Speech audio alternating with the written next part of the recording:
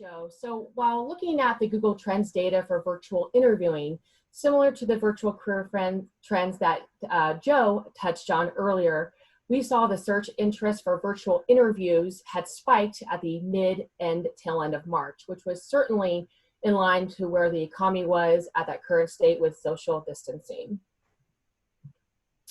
So in the earlier slides, we saw that interviewing is the #1 area impacted by COVID-19 in TA teams. It's also the #1 area TA teams are actually doing virtually, and as a result. So let's talk more about that. Jen, we're gonna ask you this first question here if you want to start us off. How has your organization been handling the interview process during this time? And are there any in-person interviews even still happening? And in addition, what about shadow days or virtual job tryouts and the difference between video interviewing tools and video conferencing tools? I know you've talked a lot about this, and so could you start us off? Sure, absolutely. We virtualized our entire recruiting process. So the first time a person actually interacts with a live human being would actually be when they either arrive on their first day to collect equipment that they then are sent home, or if they're arriving in one of our call centers to attend training. But to which we've actually scaled that back to like no more than obviously 10 people in those training sessions.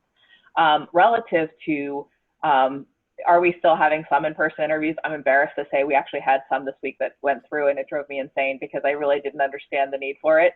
And I tried really, really hard to convince the hiring manager that they didn't need to, but we were unsuccessful on that. So we are technically considered an essential business, but that still is not a reason why we should be not leveraging our virtual tools. So that said, on the virtual job tryouts last year, we deployed Shaker, which is modern hire, virtual job tryouts on all of our frontline positions. It was a strategy we had started working on in 2018, but implemented in 2019. And some of the benefits are that the candidate actually gets to see what that job is, even though, like when Peter was describing earlier, it's so important for people to see their work environment. And, you know, we get 96% satisfaction ratings on these virtual job tryouts.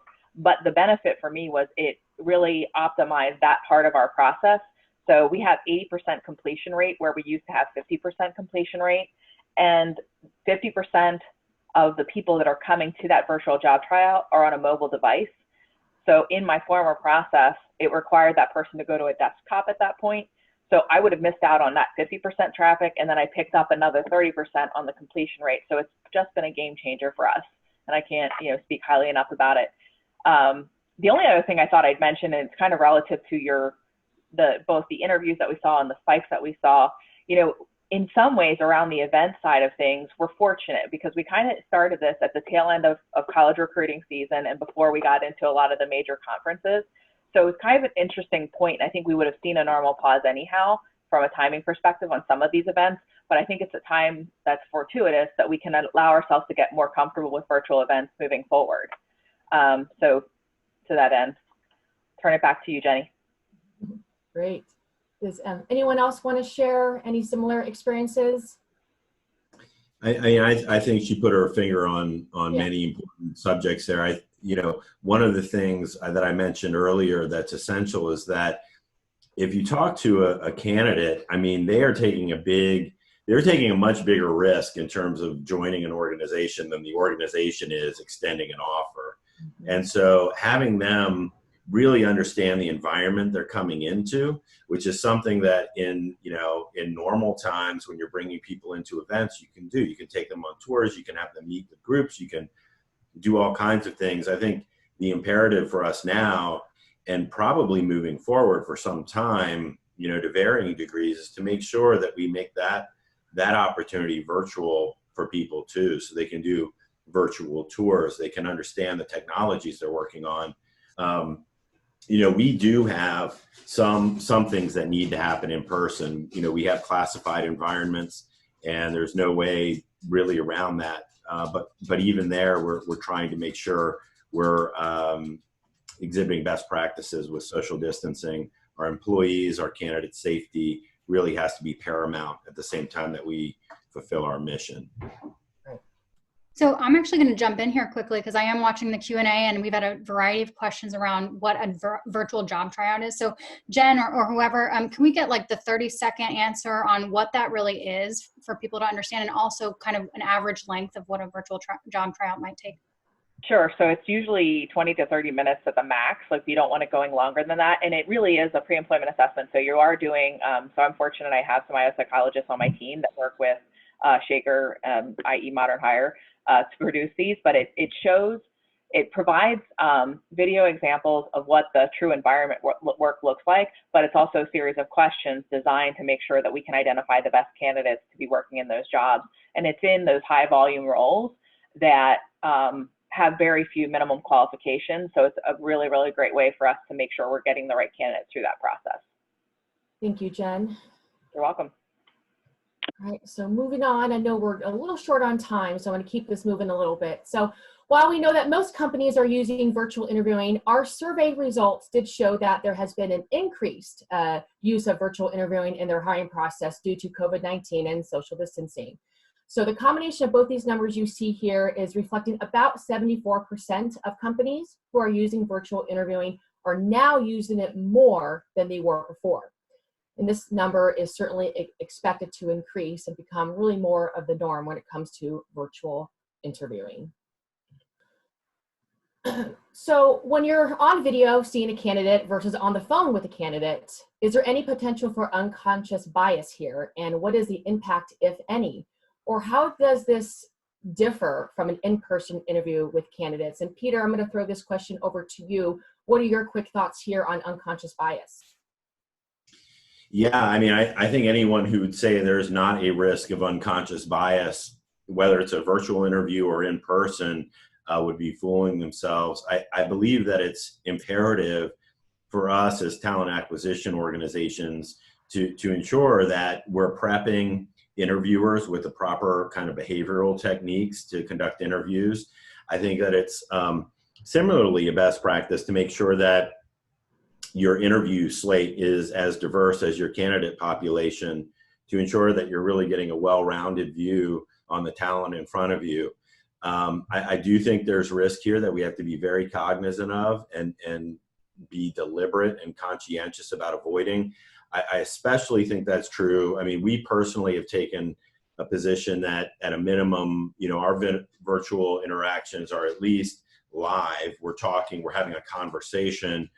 You know, there are some companies out there that have taken a different approach and have done kind of video on demand where candidates, you know, videotape themselves and send it in. I think in those cases, you need to particularly be cautious or at least cognizant of any unconscious bias you're bringing to the table. The fact that you're not in a position to have a deliberate and really mindful conversation with a candidate. I think you just have to be careful. It doesn't mean that it's bad, doesn't mean that it's the wrong technology, but with everything we do, I think we just need to be, you know, extremely cautious that we're having a real connection, that we're evaluating a candidate's potential and experience on whole, and not allowing maybe peripheral, you know, observable characteristics to color the judgment that you're making about their candidacy.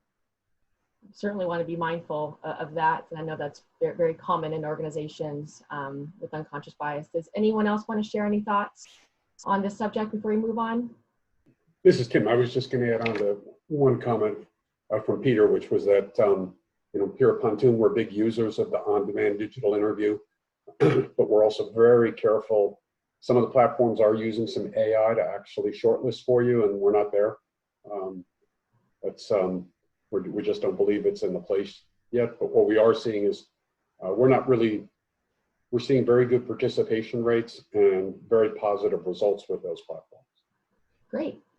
So we often get asked questions around best practices for video interviews. So what is a top recommendation or best practice from each of you for your TA teams and hiring managers for virtual interviews? And Jane, I'm going to toss this first question over to you. Okay, so I have two. I bet everybody has a few favorites, but mine is number one, the background. try to, check your surroundings, make sure there's as few distractions as possible. You want the interviewer or the candidate to be focusing on you, right? Not on what's hanging on the wall behind you or, sitting on the bed, so tidy things up. Secondly, I think is practice. Spend a few minutes the day before so that you don't tie up the first few minutes of an interview trying to figure out how to get yourself on and off mute, getting the light right or the angle right. Our recruiters have shared with me that they're spending a lot of time with candidates and hiring managers these days, making sure that they're set up and ready to go the day before. So those are my two. So I tell my team constantly that fortune favors the bold. So I encourage them to leverage the technology we have in the most assertive way we can in this market.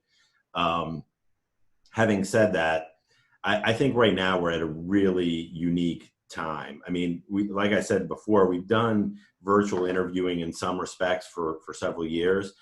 I think it is more important for us right now to ensure when we're engaging someone through an interview to understand that person's coming from a very human, very real context. I mean, right now they could have just lost their job. They could be a single breadwinner. They could be worried about they're an essential worker and they're worried about bringing their illness back to their home, back to their kids, back to their parents maybe. It is really important to make sure that you get someone in a conversational space that they feel comfortable, that you're meeting with them really as directly as possible, and understanding that they're going to be bringing maybe more baggage than usual to a conversation. So let's make sure that we're getting them in the right context for a real conversation. It's a great point. So the best practice I would share actually stemmed before COVID, but it is still one of my favorites relative to virtual interviewing, and that is to have your hiring managers record an introduction of the job that they're trying to fill. And the reason why that's so helpful is because if they do that and they do it well, and we send that out to the candidates, you have almost 100% completion rate on your interviews with your candidates because the hiring manager already did it. Why wouldn't I do this? And the other thing too is that it engages them at an early point to really be excited about the company. We actually did this. Our chief mobile officer, who obviously is a lot more focused on doing that kind of activity, did this, but it was great because I could challenge some of our other executives to do the same thing. For his role, he's hiring for mobile, so them interviewing on a mobile phone is kind of ideal. So fortunate for us, but it was really a great best practice for us to use. I actually wrote that down, Jennifer. That's great. Just said that's a brilliant idea. Yeah, me too. Yeah, big kudos on that one. We use video job requisitions as well, but I think building that into the interview itself is that's a great practice. Thank you for sharing that. You're welcome. Well, those are great tips. Thank you all for sharing. And just a really quick note, both Recruitics and Brazen have compiled some recent blog posts with tips for video interviews, so we'll be sure to share those out to everybody here after the webinar as well.